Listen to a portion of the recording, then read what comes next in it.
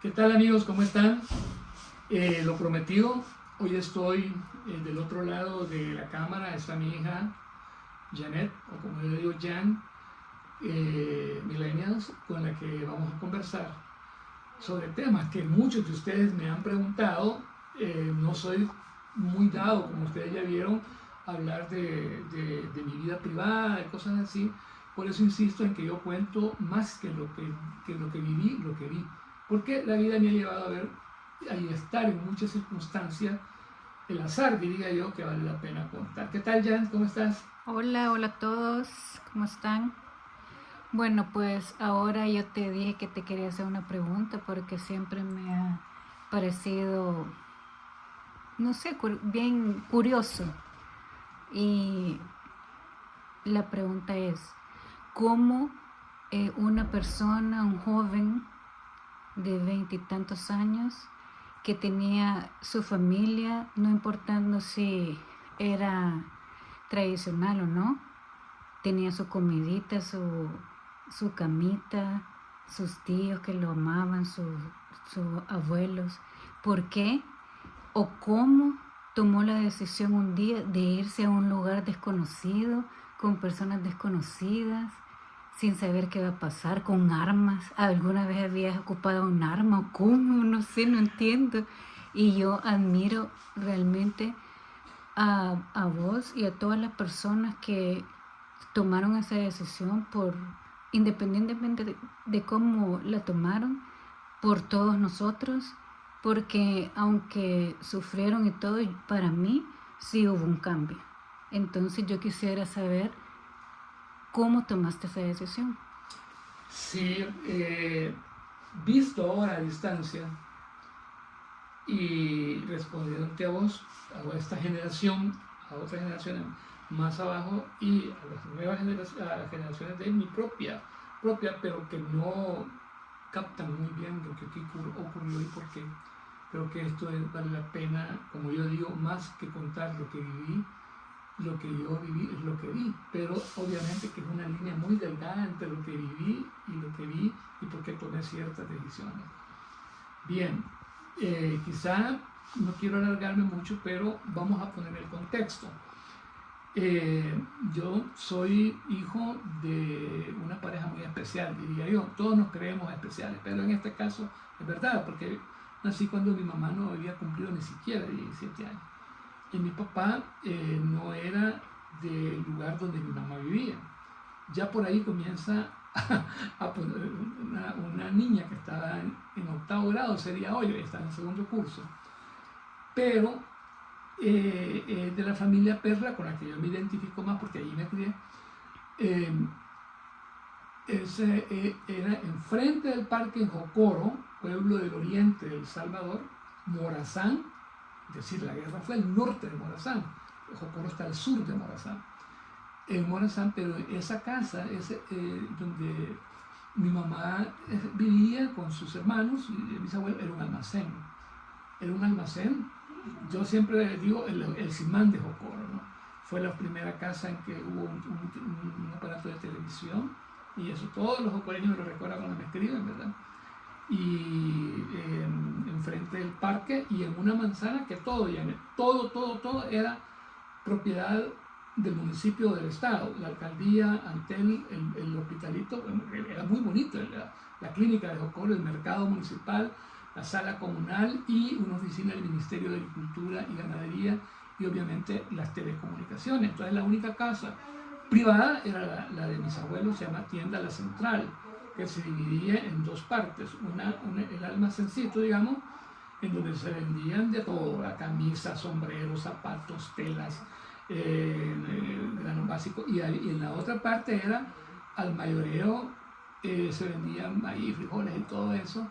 Habían dos camiones enormes que venían choferes. Es más, uno de los choferes tenía carro con el salario que le pagaban mis abuelos.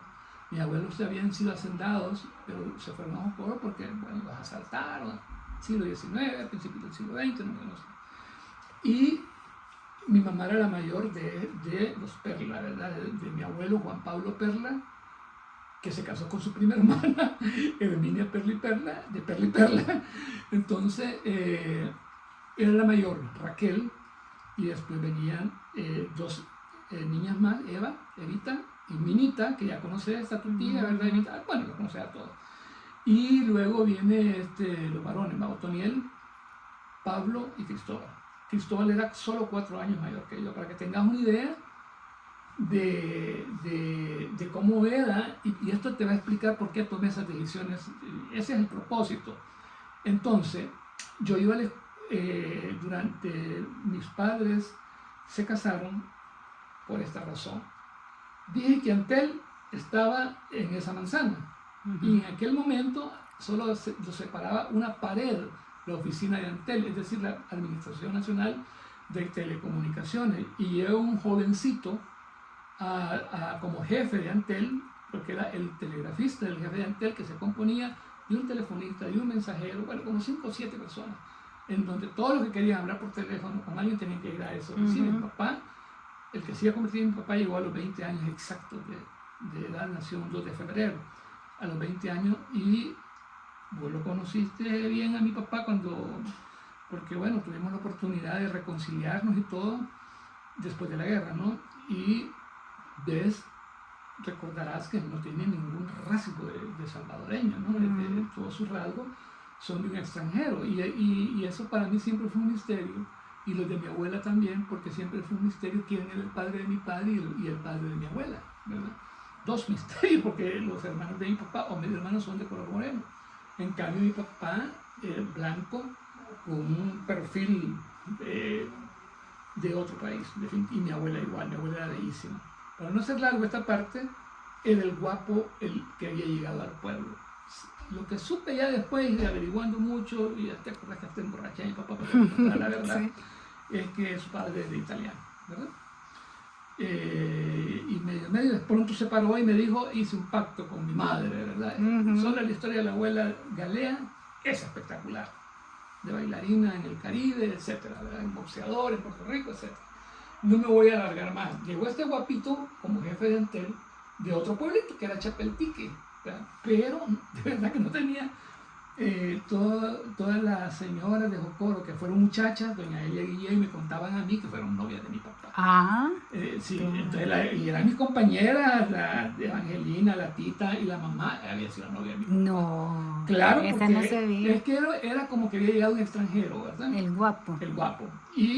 Y además coquetísimo como el según lo recuerdan, ¿verdad? No, y que era como bien intelectual, sabía de cosas. Sabía cosas, y además en aquel tiempo donde ser bachiller ya era gran cosa, en donde los abogados no eran licenciados, sino que doctores en jurisprudencia, solo había una universidad, o sea, no había muchos profesionales universitarios, de manera que ser profesor, agrónomo, contador, jefe de la Guardia Nacional o el jefe del Antel eran gente que tenía un salario y en aquellos tiempos altito, digamos, ¿verdad?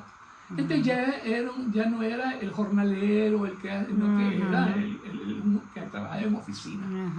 Entonces eso lo volvía aún más interesante, aunque en relación económica, pues mi mamá era hija de los ricos del pueblo, ¿no? De la oligarquía jocoreña.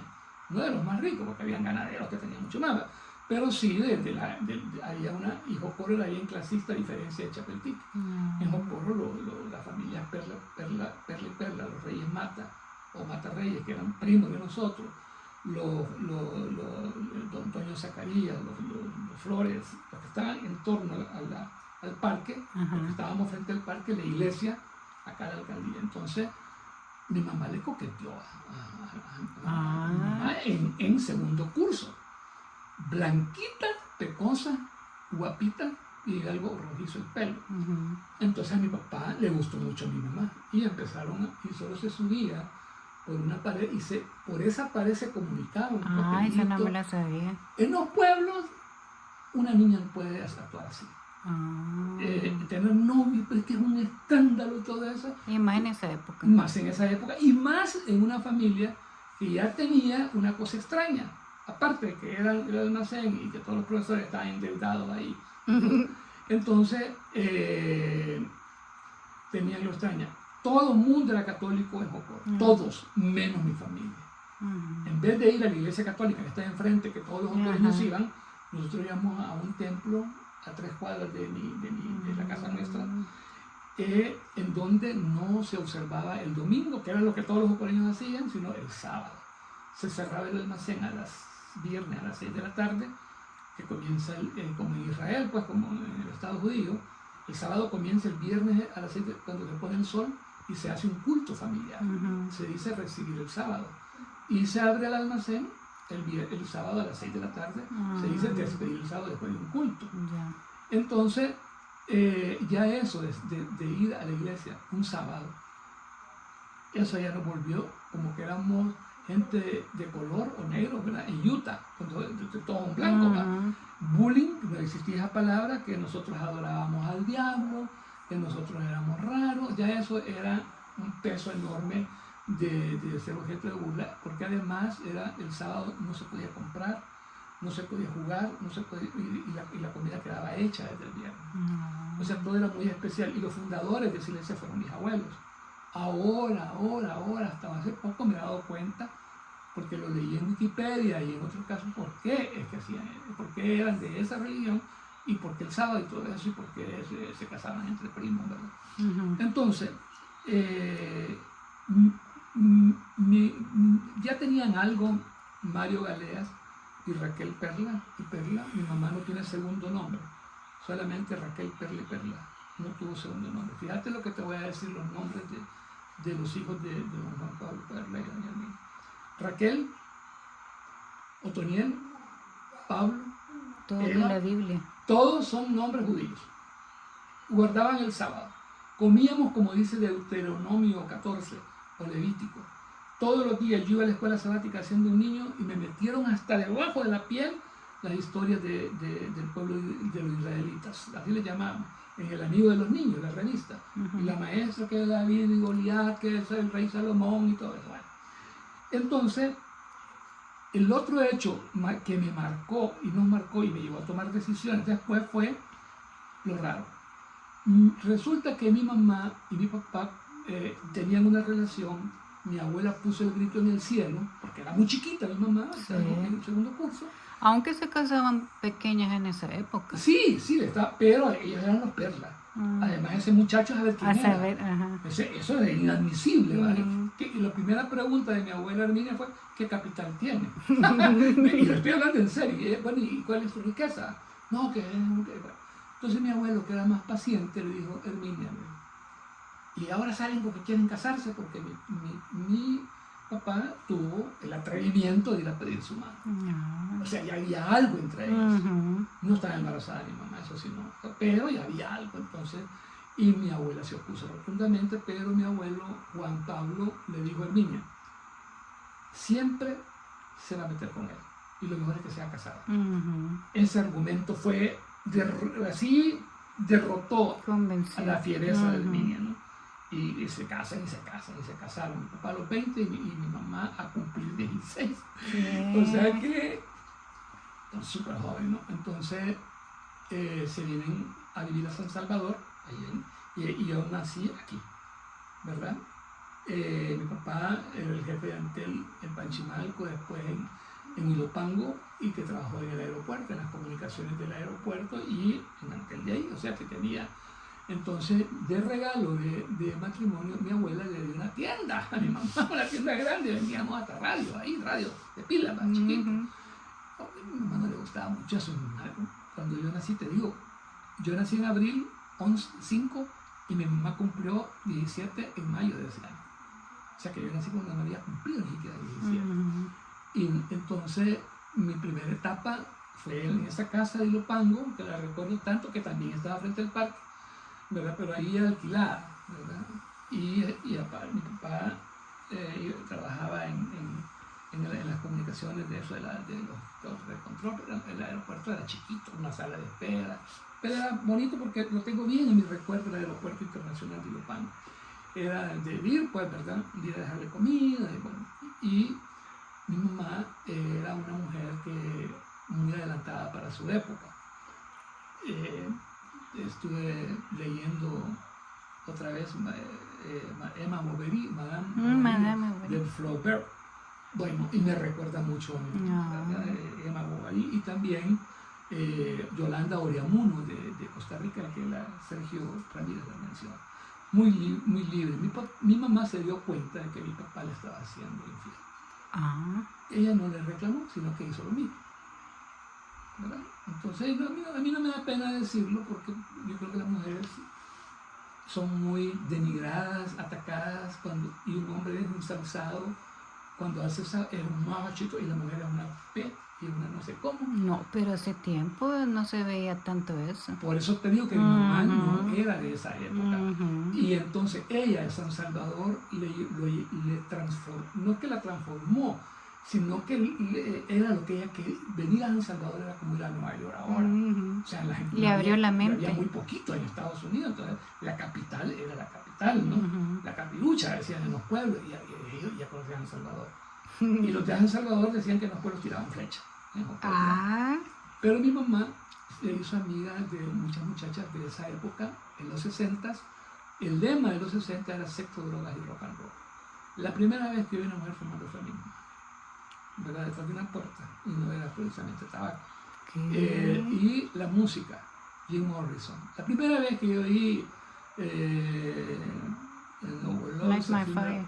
el Light My Fire, Jinete Rider on the Storm, me le encantaban los Rolling Stones, me encantaban los Doors, y también le gustaban las rancheras, o sea, los boleros. Pero había un concurso en televisión en esa época que se llamaba Miss Gogo.